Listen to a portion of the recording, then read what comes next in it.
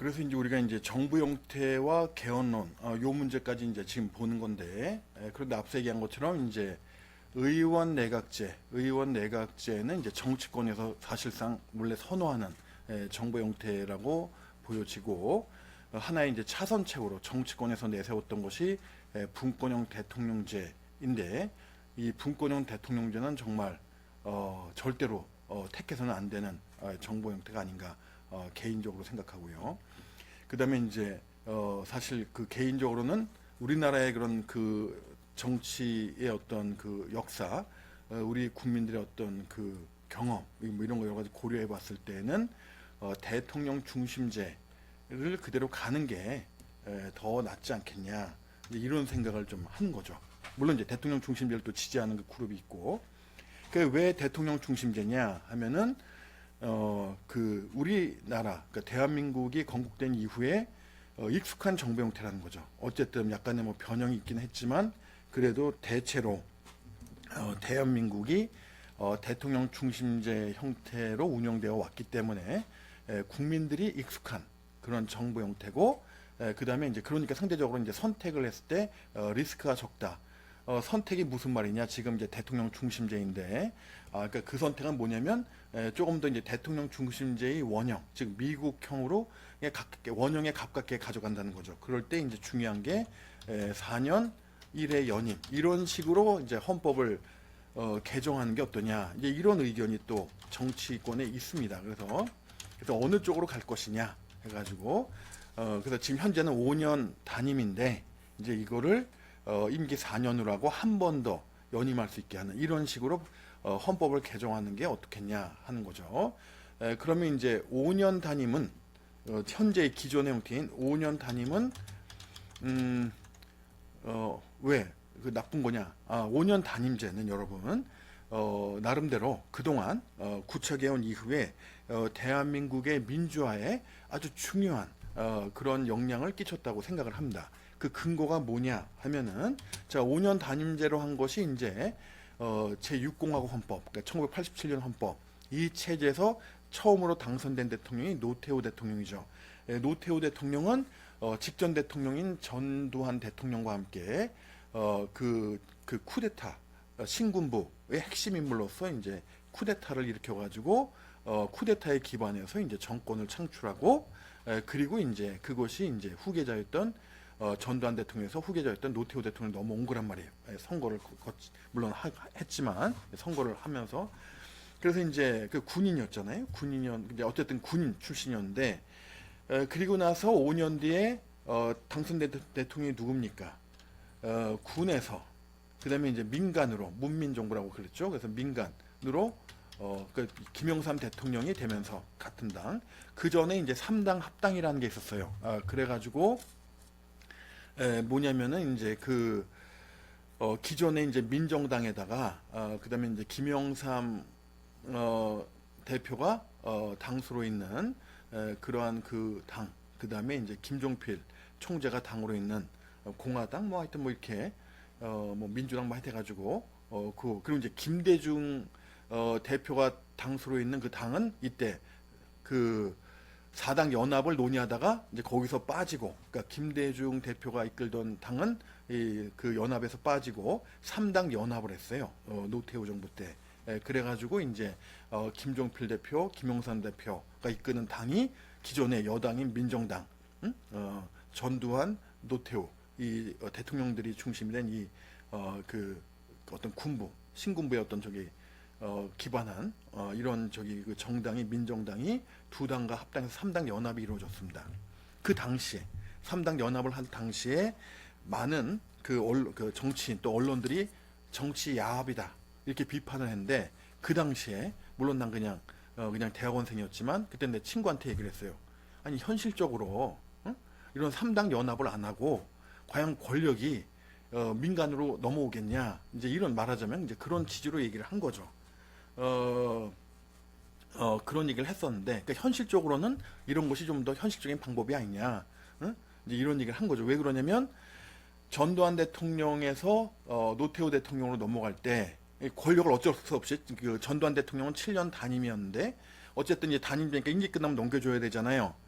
그런데 이제 그 제가 이제 대통령에서 물러나면 여러 가지 정치적인 또는 법적인 공세 이런 것들을 이제 받게 될 텐데, 그래서 이제 퇴임 후에 그런 어떤 그 공격에 대비해서 자신의 정말 중막 고우였던, 그리고 정말 그 이런 그 쿠데타도 같이, 그러니까 정말 이제 명운을, 그 정치적 명운을 함께했던 오랜 친구인 노태우 그 대통령을 후계자로 키워서 선거에서 당선시켜서 후임 대통령으로 만들었잖아요. 그럼에도 불구하고 어떻게 됩니까? 권력은 냉정한 겁니다. 뭐냐면 노태우 정부에서는 전두환 정부를 멀리할 수밖에 없는 거예요. 왜냐 하면은 직전 정부가 잘했으면 당연히 그때는 또 항상 직전 대통령의 후광을, 정치적 후광을 입으려고 할 거예요. 현직 대통령이. 그런데 그 5.18 이런 민주항쟁을 이제 뭡니까, 총으로 억누르면서 제압하면서 이제 권력을 창출한 그런 이제 그 신군부였기 때문에 국민들이 이제 그 물러나기만 이제 기다렸다고 볼 수가 있겠죠. 그러니까 이제 전두환 대통령 물러나고 나서 이제 그 전두환 그 전 대통령, 또 그 당시에 그런 핵심 실세들에 대한 여러 가지 뭐 정치적, 법적인 이런 이제 여러 가지 이제 그러한 그 뭡니까, 뭐 처벌 뭐 이런 논의들이 계속 이제 이어지는 거예요. 그러니까 그리고 부정적인 평가. 그러니까 이제 비록 자신을 대통령으로 만들어 준 직전 대통령이지만 노태우 대통령은 직전 대통령인 중막 고우인, 응? 평생 그런 어떤 그 정치적 운명을 함께했던 그런 정치적 동지라고 할 수 있는데, 그 정치적 동지랑 멀어질 수밖에 없는 겁니다. 왜? 국민들이 그렇게 부정적으로 평가하고 막 처벌해야 된다, 막 이런 요구가 빗발치는데 어떻게 그런 그 직전 대통령하고 함께 이렇게 하겠어요. 그러니까 만약에 직전 대통령이 정말 잘했다 그러면 아쉬울 때마다 직전 대통령 데리고 그 뭡니까, 기자들 카메라 앞에 서겠죠. 이런 겁니다. 정치는, 권력이라는 게 친한 친구도 어떻게 할 수가 없어요. 응? 그러니까 이제 그렇게 이제 권력에 넘어가니까 이제 노태우 대통령 중심으로 이제 국정이 이제 운영되면서, 근데 그리고 이제 결국 이제 임기 5년 단임이니까 결국 이제 또 다른 사람 내세울 수밖에 없는데, 이제 그때 김영삼 후보가 여당의 후보로 나와서 당선이 되죠. 그래가지고 이제 여기서 중요한 변화가 뭐냐, 5년 단임제를 했기 때문에 이제 5년 만에 이제 군에서 민간으로 이제 정권이 넘어간 거예요. 그리고 그 다음에 누가 또 대통령이 됩니까? 그 다음에는 이제 또 뭡니까, 김대중 후보가, 야당의 후보가 대통령이 당선이 된 거예요. 그러니까 이제 여에서 야로 정권이 이제 교체가 되는 이런 역사적인 상황이 전개가 되면서 한국의 이제 정치 민주주의가 이제 발전해 가는 겁니다. 응? 그리고 뭐 이명박 대통령 뭐 그런 식으로, 그다음에 다시 뭡니까, 그 노무현 대통령에서 이제 민주당이 한 번이 아니라 이제 두 번 정권을 창출하게 되는 거예요. 이런 식으로 하면서 이제 그동안은 이제 대통령은 이런 그 여당에서만, 그 여당이란 게 이제 민정당 이 기반으로 한 이 정당에서만 대통령을 냈었는데, 뭐 야당이 그러니까 제대로 할 수 있겠냐, 대통령 되면 뭐 이런 분위기도 컸었어요 옛날에는. 근데 이제 김대중 대통령이 이제 대통령이 돼서 이제 5년 임기를 마치고, 그 다다음번에 또 노무현 대통령이 그러니까 후보가 당선이 돼서 대통령에서 국정 운영하고 이러니까 이제 대한민국에 수권정당 후보가 2개가 생긴 거예요. 그래가지고 지금은 뭡니까, 보다시피 왔다 갔다 그러잖아요. 국민의힘 후보가 당선되기도 하고 민주당 후보가 당선되기도 하고. 그러니까 이제 5년 단임이 어떤 그 중요한 긍정적인 기여를 했냐, 대한민국의 민주화를 이루는데 하나의 그 중요한 역할을 했다, 이런 겁니다. 왜냐면 임기는 어차피 5년 단임이고 연임 불가하니까 대통령은 퇴임 후를 생각하게 된다는 거죠. 퇴임 후에 자신들이 어떤 정치적, 법적인 공세를 미리 대비할 필요가 있죠. 그러니까 이제 항상 퇴임 후를 생각하게 되고, 그렇기 때문에 뭐 권력을 막 함부로 휘저을 수가 없는 거예요. 퇴임 후를 생각해야 되니까. 특히 노태우 대통령 때부터 노태우 대통령 이제 성격, 스타일 이런 것도 그렇고 상당히 이제 조심조심 하면서, 그러면서 퇴임 후를 나름대로 또 그 대비하고 이런 것들이 이제 느껴지는 거예요. 그럼에도 불구하고 어땠습니까? 항상 2인자가 있었죠. 그래서 노태우 대통령 퇴임 후에 2인자 형사처벌받고, YS 김영삼 정부 때도 또 2인자가 있어서 또 처벌받고, 김대중 대통령 때도 또 2인자가 있어서 처벌받고, 퇴임 후에 이런 식으로 계속 된 거예요. 그러니까 이제 이런 과정에서 마치 우리가 이제 밥이 뜸이 들 때 밥이 뜸이 들어 다 됐으면 밥을 이렇게 주걱으로 뒤집어 주잖아요. 이런 것처럼 이런 역할을 5년 담임제가 하면서 한국의 이제 민주주의가 정착하는데 나름대로 이제 중요한 기여를 한 게 아닌가 해서. 그런데 이제는 현재 시점에서 이제 어느 정도 역사적 소임을 다한 게 아니냐 이런 얘기를 하는 거죠. 이제는 이제 한국의 이제 민주화를 이루었으니 대통령이 5년은 좀 중장기적인 정책을 좀 소신 있게 끌고 나가기가 어렵다는 거죠. 임기가 짧으니까 5년이니까.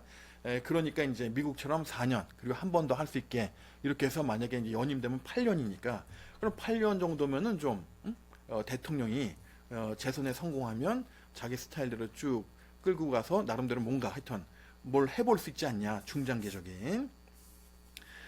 그러려면 이제 임기가 어느 정도 보장이 돼야 되니까. 그래서 이제 대통령 중심제를 지지하는 입장에서는 이런 4년에 한 번 더 연임하는 이런 쪽으로 이제 개정을 생각하는 거고, 의원 내각제를 지지하는 그룹에서는 의원 내각제를 내세우기보다는 이제 분권형 대통령제에서 프랑스의 이원 집정부제 같은 방식을 이제 지지하는 것 같은데, 정말 이걸 우리가 뭐 우리나라에서 적용해 본 적은 없지만 내가 늘 얘기하는 우리나라의 그 준연동형 비례대표제처럼 한국인의 어떤 정치적인 성향이나 정치 문화를 고려했을 때 이거는 정말 상당히 그 리스크가 큰 게 아니냐. 정말 한국의 미래에 커다란 정치적 부담을 안길 수 있는 것이니까 이거는 정말 택하지 않았으면 하는 개인적인 생각이 바람이 있고, 차라리 그럼 개헌을 안 하고 그냥 현행대로 어느 정도 충분하게 국민들의 여론이 수렴되기 전까지는 기존대로 가는 거죠. 그냥 기존대로 가고, 뭐 지금 현재 그렇게 할 수밖에 없지만, 그리고 나중에 좀 성숙하면 대통령 중심제 4년 1회 연임 이렇게 하는 것이 좀 필요하지 않나. 이때 이제 과제가 부통령제를 도입할 것이냐, 도입하면 어떻게 운영할 것이냐, 이게 문제가 하나, 과제가 있고, 또 하나가 이제 최고 법원의 임기가 그러니까 그 대법관이나 최고법관 또는 헌법재판소 재판관을 말하는 거죠. 그 최고 법관의 임기가 현재 6년인데 6년은 이거는 이제 사법권의 독립과 관련해서 문제가 된다 이런 얘기죠. 왜냐? 대통령이 4년 연임에 성공을 하면은 그러면 대통령 자기 임기 내에 대법원과 헌법재판소의 구성원을 완전히 자기 사람으로 좀 강하게 표현하면 다 바꿀 수 있다는 거죠. 이렇게 되면 사법권의 독립이 훼손될 수가 있다는 겁니다. 그래서 이런 4년 1회 연임으로 갈 때에는 대법관의 임기를 좀 늘리는 임기가 적정 임기를 검토해야 되는 이런 그 과제가 생긴다. 검토의 필요성이 발생한다는 거죠. 자, 이렇게 되는 겁니다. 그래서 참고로 얘기했고요. 그 다음에 이제 우리가 생각해야 되는 게 뭐냐 하면은, 이제 대통령 선거를 만약에 4년 1회 연임한다. 그러면 이제 국회의원 선거랑 같이 가져갈 것이냐, 아니면 지방 선거랑 같이 가져갈 것이냐 하는 요 문제인데, 전에는 이제 별다른 생각이 든 게 없는데 우리가 이제 이성적으로 이 문제를 이제 생각을 해보니까 우리 법리에 맞춰서, 그러니까 조리에 기반해서 이제 생각을 해보는 거죠. 이성에 의해 인식된 법의 일반 원칙, 또 그것이 어떻게 작동하는지 원리, 이제 이런 걸 생각해 봤을 때 궁극적으로 뭐 과도적으로 지방선거랑 같이 갈 수는 있지만 궁극적으로 국회의원 선거랑 대통령 선거를 같이 가져가는 것이 이 대통령 중심제에서 우리가 뽑은 일꾼인 대통령이 제대로 좀 일을 할 수 있게 만드는 그러한 방안이 아니겠냐, 이런 얘기를 하는 거예요. 왜 그런 얘기를 하냐? 만약에 지방선거랑 대통령 선거를 같이 가져간다. 그러면은 그 지방선거에서 같은 날 이제 실시하는 거죠. 아직 그렇게 안 되는데 같은 날 실시하게 되면은 대통령을 내는 그런 그 정당의 그 후보들이 지방선거에서 많이 당선이 되겠죠. 왜냐하면 민심이 보통 가치가 있기 때문에, 예를 들어서 뭐 보수당이든 진보당이든 이번엔 대세가 어느 한쪽이다. 그러면은 대통령도 그 대다수가, 그러니까 다수가 지지하는 그런 당의 후보가 대통령이 되는 거고, 또 지방선거에서도 그 다수가 지지하는 당의 후보들이 많이 당선이 될 거 아니에요. 보통은 이렇게 갈 거라는 거죠. 그런데 여기서 이제 우리가 생각해야 되는 것이, 또 하나 배우는 이제 통치의 작용의 특성을 우리가 생각을 해볼 필요가 있다는 겁니다. 그래서 이제 통치의 작용은 뭐냐 하면은 이거는 옛날식 표현이에요. 요즘 이제 통치권이라고 얘기하는데 헌법에서. 그래서 요즘은 입법권, 행정권, 사법권 이렇게 얘기하는데 옛날식 표현인 입법작용, 행정작용, 사법작용 이것도 나름대로 적절한 표현인 것 같아요. 그래서 여기에 이제 병기를 했고 이게 더 좀 이해 효과적이라고 봐서 자 그렇게 해서 이제 이 뭡니까 입법기관 그러니까 국회, 대통령, 법원을 비교하면 첫 번째 두 가지의 차이점은 여러분이 익히 잘 아는 겁니다. 그래서 국회는 국회의원들로 구성되죠. 이 국회의원들은 국회의원 선거를 통해서 선출되는 선출직 공무원이에요. 그렇죠. 대통령도 선출직 공무원이죠. 선거를 통해서 뽑잖아요. 국민이 선거를 해서 대통령을 뽑고 그런데 이제 법관은 선출직이 아니에요. 임명직이죠. 대법관 후보 추천위원회의 추천을 받는 후보 중에서 국회의 동의를 얻어서 대통령이 임명하는데 그럼 그것도 선출을 되는 거 아니냐 국회에서. 근데 이제 뭐냐면 우리가 이제 선출직이냐 임명직이냐 할 때는 그런 그 선거 유권자들이 투표에 참여 선거를 통해서 뽑았으면 선출직 그거 아니면 당연히 임명직 이렇게 이제 얘기를 할 수가 있다는 겁니다. 알겠죠? 자 그래서 그 국회 두 번째 첫 번째 특징은 이런 그 선출 방법 구성 방법의 차이고 두 번째는 성격이죠. 그래서 이제 대통령이나 국회는 당연히 정치적 기관이죠. 반면에 이제 법원은 법관들로 구성되는데 그 법관들은 정치적 기관이 아니란 말이에요. 사법기관이죠.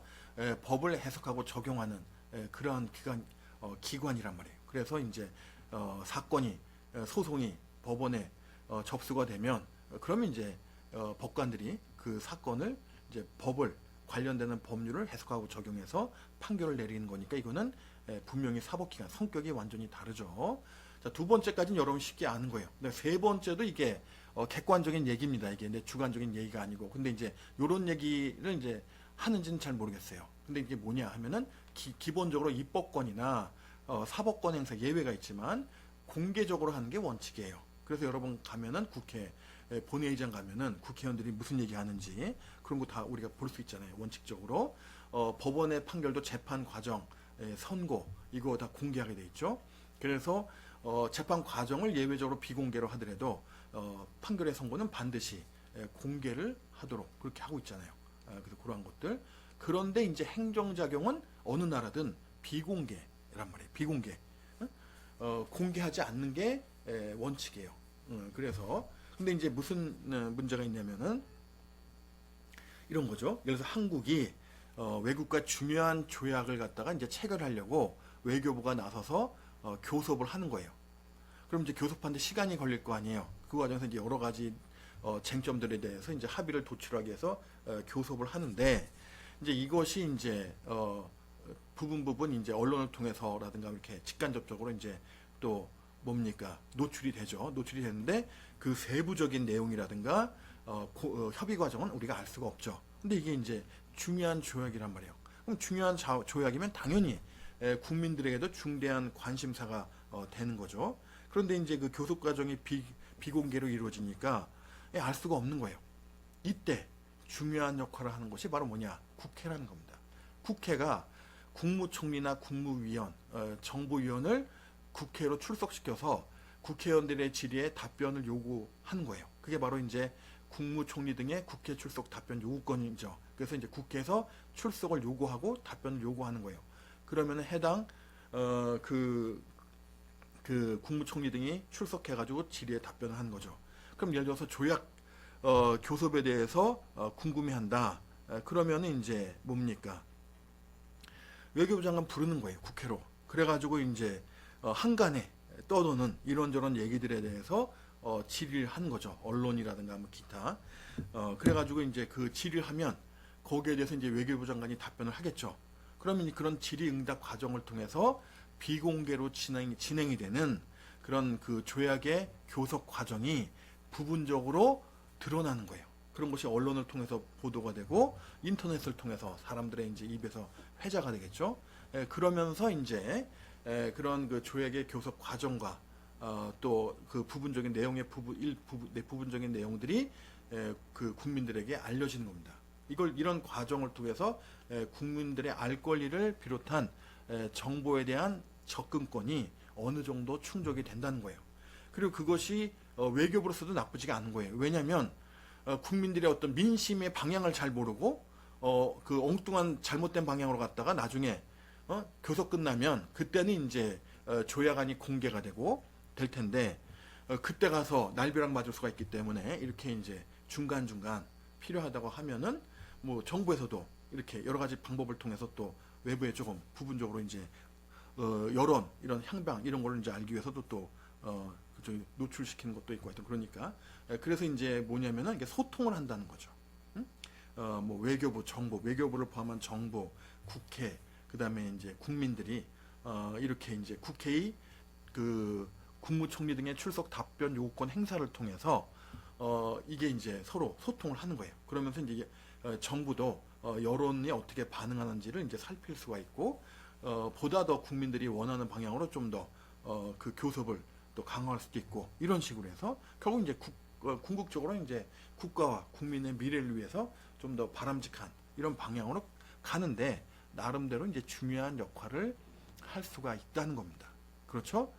그래서 내가 하나 강조하고 싶은 것은 역시 절차적인 측면의 중요성인데 이 한국은 이제 대륙법계에 속할 뿐만 아니라 우리나라도 보통 보면은 뭐 권리를 향유하거나 의무를 부담하거나 이런 실체적 권리 의무에만 너무 관심을 갖는데 이런 권리도 그런 실체적 권한 못지않게 중요하다는 겁니다. 꼭 어떤 뭡니까 국무총리나 국무위원을 임명하는데 동의권 왜냐면 동의권 중요하죠. 거부권이니까 동의하지 않으면 임명할 수 없잖아요. 그 동의권은 강력한 권한입니다. 그래서 그런 임명이나 면직에 직접적으로 영향을 줄 수 있는 이런 실체적 권한을 가져야만 그게 대단한 것이 아니라 바로 이렇게 비공개로 이루어지는 행정작용을 이러한 국회의 권한 행사를 통해서 부분적으로 공개를 하고 그럼으로써 서로 소통할 수 있는 이런 권한, 이런 국회 역할 이것도 매우 중요하다는 거. 여러분들은 미래 세대니까 충분히 공감할 수 있을 거라고 봅니다. 그래서 실체적 권한, 그러니까 뭐 누굴 임명하고 면직시키는 이런 권한만이 대단한 게 아니다 이런 얘기입니다. 이런 권한, 비공개를 부분적으로 공개로 돌릴 수 있는 이런 권한도 매우 민주주의 국가에서 중요한 역할을 한다는 거 얘기했고요. 자, 그래서 이제 이렇게 그 공개, 비공개, 공개 이런 식으로 또 차이를 보여주고 그 다음에 이제 뭐냐면 요거는 이제 내가 쓴 표현인데 보통 법학에서 쓰는 이런 표현들이 많이 쓰이는 세트로 쓰이는 표현이긴 한데 이걸 여기 한번 빌려와 본 거예요. 근데 그 중에서도 사법권이 수동적이다. 이거는 뭐 일반적으로 객관적으로 얘기할 수 있는 거죠. 앞서도 얘기한 것처럼 법원에 소송을 제기해야 비로소 법원은 액티베이트 되는 거 아니에요. 비로소 작동을 해서 제 역할을 하는 겁니다. 그러니까 수동적인 권한이 맞죠. 그 다음에 이제 요게 내 이제 좀 주관적인 표현인데 입법권은 능동적인 게 아니냐 이렇게 표현할 수 있지 않냐 이런 얘기입니다. 이거는 뭐냐? 국회는 입법권을 쓰고 싶을 때만 쓴다는 겁니다. 그게 무슨 소리냐? 여기에 이제 보면 민법의 동성동본 금혼제도 이게 이제 90년대 초에 이제 그 헌재가 위헌 결정 내리고 또 민법도 이제 개정이 됐어요. 90년대 초에. 그러니까 80년대까지는 이게 이제 중요한 그런 그 혼인 금혼제도였다는 거죠. 그러니까 뭐냐면 같은 경주기 임시끼리는 1980년대까지만 해도 결혼을 할 수가 없었어요. 민법에서 금지하는 규정이 있었기 때문에. 그리고 형법의 간통죄도 결국 국회에서 폐지하지 못하고 헌재가 위헌 결정 내려서 그래서 이제 국회가 마무리 지은 거 아니에요. 폐지한 거 아니에요. 헌재가 한 거죠. 헌재가. 양심적 병역거부 문제 해결도 결국은 헌재가 했지 국회가 못했습니다. 이게 뭐냐면 예를 들어서 이제 동성동본 금혼제도를 예를 들면 70년대, 80년대 늘 새롭게 국회가 구성이 되면은 성균관 유생과 같이 이런 단체에서는 동성동본 금혼제도 우리가 무슨 금수냐 짐승이냐 당연히 동성동본 혼인은 금지되는 게 맞다. 민법을 그대로 유지해야 된다 규정을 이런 입장이고 반면에 이제 그 여성단체라든가 인권단체에서는 이거는 너무나 이거는 정말 어떤 그 의사결정의 자유, 결혼에 관련해서 이걸 침해하는 거다, 부당하게 제한하는 거다 이렇게 봤기 때문에 폐지돼야 된다 이렇게 이제 입장이 늘 맞서는 거예요. 그러면은 뭐 법안이 국회 상정까지는 가능할 수 있어요. 그런데 이제 뭐냐 하면은 결론이 안 나는 거예요. 폐지든 유지든 그러면서 사실상 이제 유지가 되는 거죠.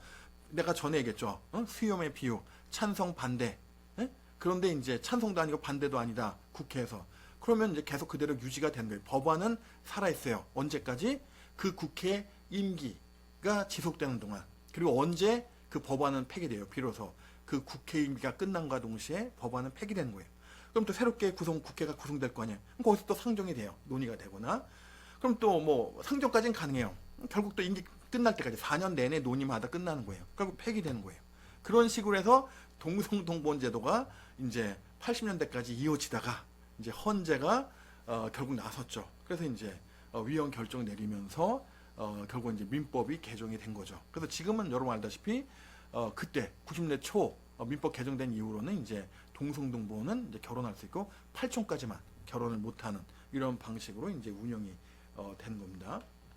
자, 그렇게 해가지고 결국 뭐냐 하면은 이 국회는 이 정치인들 아니에요. 이 사람들은 이제 이 좋은 걸, 이 국회의원, 이 좋은 거를 계속 하고 싶어 할 거 아니에요. 당연히 사람의 어떤 그 본성상 이 국회의원이 얼마나 이제 꿀 빠는 직업인데 되기가 어려워서 그렇지 국회의원 되고서 국회의원 후회한 사람이 얼마나 있을까요? 하여튼 그래가지고 재선에 또 도전해서 또 재선 그 뭡니까 2번, 3번 계속 하고 싶어 할 거 아니에요. 그런데 이런 뜨거운 감자 이런 데는 웬만하면 안 나서려고 그래요. 어느 쪽이든 동성동본 금혼제도를 지지하든 반대하든 어느 쪽에도 끼고 싶지 않은 거예요. 왜? 이게 예를 들어서 이제 한 20-30% 소수 쪽의 의견이 강한 거예요. 그러면은 소수 쪽의 수가 20-30%밖에 안 되니까 소수 쪽의 의견이 반영은 안 되겠죠. 그런데 이제 이 시민단체나 이익 집단이 국회의원 선거 때 이런 어느 쪽 그러니까 그 반대편에 있었던 그 국회의원을 낙선 대상으로 삼으면 어떻게 되겠습니까? 특히 수도권. 그러니까 항상 이 선거에서는 우리나라 같은 경우에는 수도권과 기타 지역을 좀 나눠봐야 돼요. 수도권은 정말 경쟁이 치열해요. 그래서 아까도 얘기한 것처럼 뭐 당대표가 자기 의중의 사람을 뽑았다. 그게 당선이 보장되는 게 아니기 때문에 사실은 수도권에서는 당선 가능성이 높은 후보를 뽑다 보니까 상대적으로 그런 당대표나 또는 대통령의 의중이 상대적으로 조금 약해요. 왜냐면 그런 사람 추천했다가 낙선하면 낭패니까. 또 실제로 낙선되는 경우 많아요. 하여튼 그 수도권은 치열하다는 점. 그런데 그런 와중에 예를 들어서 이제 법안이 통과는 안 됐지만 그 법안을 강력하게 지지했던 그 그룹이 한 20-30% 유권자를 이룬다. 그런데 그 유권자들이 국회의원 선거 때 낙선운동 펼친다. 이러면은 그 합법적인 테두리 내에서 그러면은 이제 뭡니까? 그 재선을 바라는 국회의원 입장에서는 상당히 부담스러운 거죠. 그러니까 이런 뜨거운 감자는 웬만하면 손에 쥐려고 하지 않는 거예요. 어느 쪽의 입장을 따르든 정치적인 그런 부담이 크기 때문에 어떤 그 사안은 열심히 나서냐 반대가 뭐 이렇다 할 반대가 없고 다수의 국민들이 원하는 이런 거는 또 너도 나도 나서요. 그래가지고 자기가 뭐 법안을 발의하고 정치적 성과를 내려고 그래요. 왜? 그래야 나중에 또 선거할 때 자신의 정치적 업적, 성과로서 유권자들한테 어필할 수 있잖아요. 그러니까 정치가 원래 그런 겁니다, 여러분. 그래가지고 뭐냐면은 국회에서는 그 정치인들 입맛에 맞는 그런 것만 이제 정치인들이 나서서 성사될 가능성이 높다는 겁니다. 그러면 뜨거운 감자는 어떡하냐? 그냥 아까 얘기한 것처럼 안건 올려놓긴 하는데 진전이 없는 게 진전이. 그러다가 이제 임기 끝나면 뭐 그냥 자동 폐기되는 거니까 그런 식으로. 그러니까 하고 싶은 것만 한다. 뭐 약간 말하자면 이런 거. 근데 반면에 이제 행정권은 적극적인 이런 성격이 커요. 이건 뭐냐면 예를 들어서 그 고압선을 땅 속에 부설한다. 이럴 때 어떤 마을을 지나가는데 마을 주민들이 걱정을 하는 거예요. 혹시 이 고압선 때문에 건강에 어떤 유해한 그러한 효과가 주민들한테 유해한 영향이 미치는 게 아니냐 이런 우려. 그래서 이제 보나마나 의견은 갈리겠죠. 한쪽에서는 그런 어떤 확인되지 않은 검증되지 않았지만 그런 이제 우려로 인해서 그 고압선 부설을 지중 부설을 반대하는 입장이 있고 또 한쪽에서는 그렇기 때문에 이제 정부에서 각종 인센티브를 줄 거 아니에요. 그러면 이제 또 한쪽에서는 그런 인센티브를 받아서 우리 마을을 좀 발전시키자 이런 또 그룹이 항상 있을 거고 의견이 대립하는 거예요.